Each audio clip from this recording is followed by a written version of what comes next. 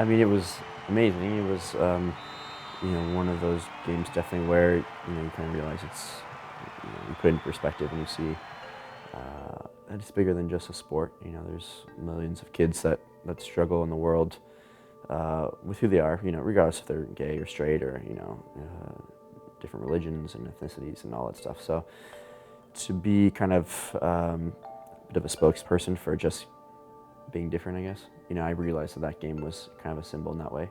I wasn't ready to play. I wasn't really fit or hadn't trained for a long time, but I was really excited and I felt, grateful to be able to get onto the field and kind of start my career and have my family there. And obviously my teammates were very supportive. And the stadium, I mean, I think you've heard this before, is when you go into a stadium, you usually don't hear people or notice what's going on in the stands, but I remember just a little bit more excitement and people, getting up and applauding and just being supportive. So it was a pretty special moment. Special also when I hear from other people how important that moment was for them, and they say, I watched your first game, or I was in the stadium, and I'd never been to a Galaxy game, but I came to the stadium to support you that day. I remember on my way to the game, oh wow, this is going to be, my first time being back, and I wasn't sure if I was going to play or not, so I was just thinking of the possibilities.